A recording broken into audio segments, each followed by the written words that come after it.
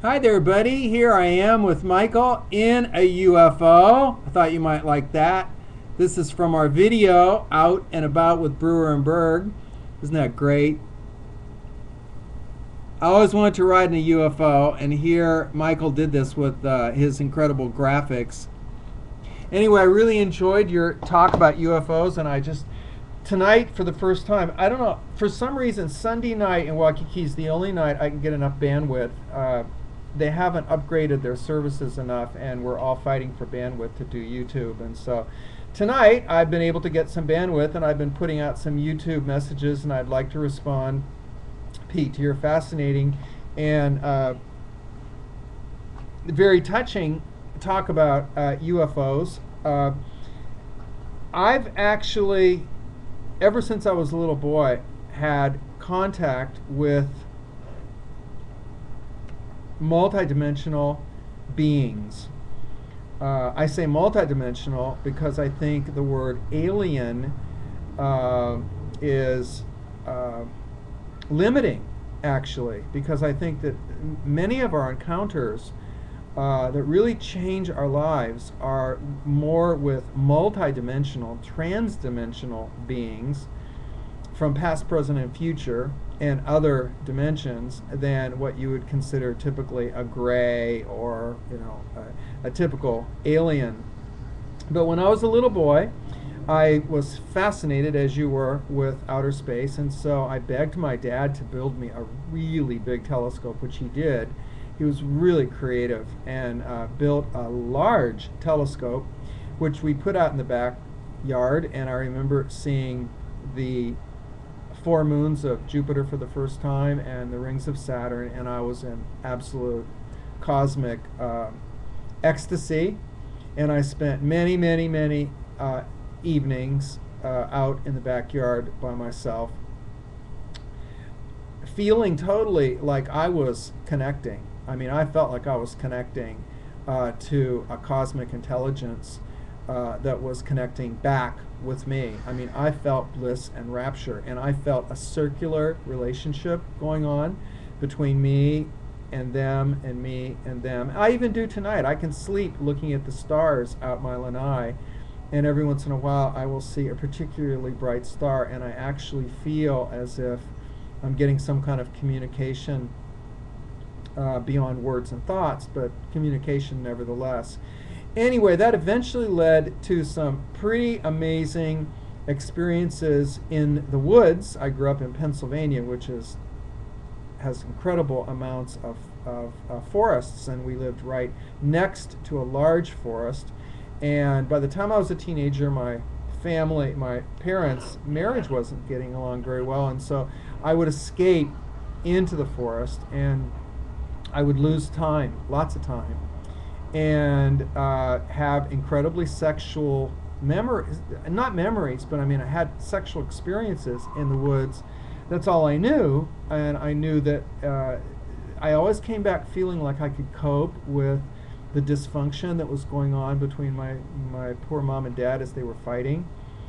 And so 2 years ago, and so ever since then, I've been reading about UFOs and multidimensional and transdimensional beings and contact, and doing all kinds of work with different channelers. The most famous channeler I ever went to was Kevin Ryerson, who is in the Shirley MacLaine film Out on a Limb. And if you haven't watched it, if you can get it on DVD or read the book Out on a Limb, it's a great introduction to the most common way of having a close encounter with an extraterrestrial or a transdimensional being through channeling. And of course, you probably all know that channeling is when someone goes into a kind of a semi-trance and they allow another energy vortex vibration to come through them and speak through them.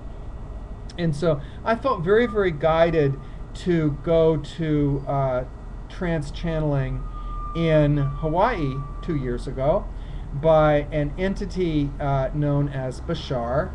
Bashar, you can see Bashar on YouTube, Bashar, if you'd like to take a peek at him. He comes through Daryl Anka, who is Paul Anka's cousin, I think, the singer. Anyway, I went to Hawaii to have a special meeting with Bashar about my future.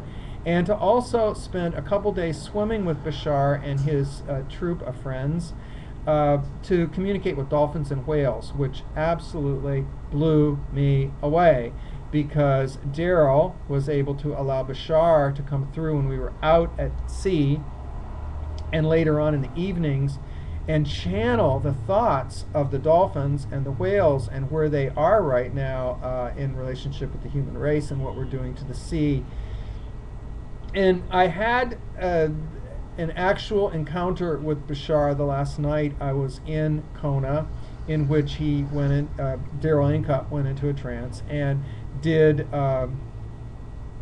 messaging from Bashar. Now, Bashar supposedly is from our future, from a planet called Ssani, and he is an energy essence that lives primarily in the fifth dimension. Their planet has recently, according to him, generated their vibration up from the fourth dimension to the fifth dimension. They are helping us generate our planetary vibration from the third dimension to the fourth dimension. And they are, in a way, us in the future coming back to see if they can't help us not destroy this civilization at this time, so we don't get pushed back again like we have been already over 33 times. Already 33 times great civilizations have destroyed themselves here on planet Earth because of the inability to integrate love and caring and kindness with high hyper technology. Anyway, during that session in Kona, not only did Bashar fill me with all kinds of really great vibes, but he explained to me why I ended up dedicating much of my last 10 years of my life to writing this book, Uncle Tom's Classroom: How One Public School Teacher Awakened His Students to the Cosmic Super Self Within.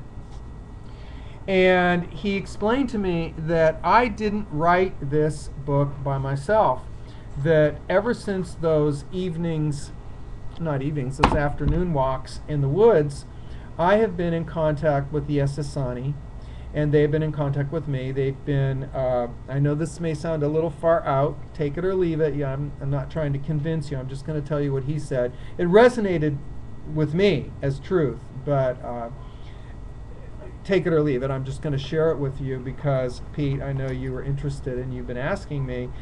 He said that they've been using my sperm for many years because in case there is a parallel future where the Earth does destroy this present civilization, not the Earth, but where we destroy our present civilization, they've already done a hybrid program of hybrid humans, half human, half Ssani. So there will be humanoid beings, no matter what happens to this present civilization, that will be able to carry on. And that there are three primary motherships over, there's one over Cairo, Egypt, there's one over Hawaii, I forget where the other one is, over somewhere in Asia. And that they're doing everything they can to balance and tone down the violent energies of this planet. And that during dream time, and I have some amazing dreams, they have been inviting me to the mothership over Cairo, during which time they have helped me develop this cosmic curriculum.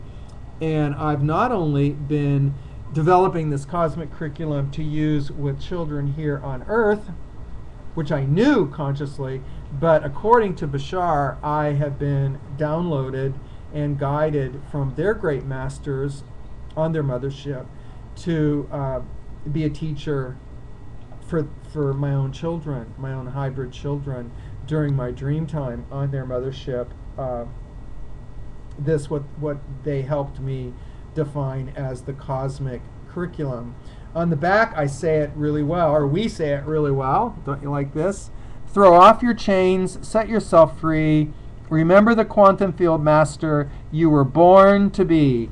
And in fact, that's their message to us, that we are not capitalistic laborers here to be enslaved and to be Uncle Toms. That's why I call this Uncle Toms, because I realized that I, like everybody else, had been trained to be a nice little Uncle Tom and do my job and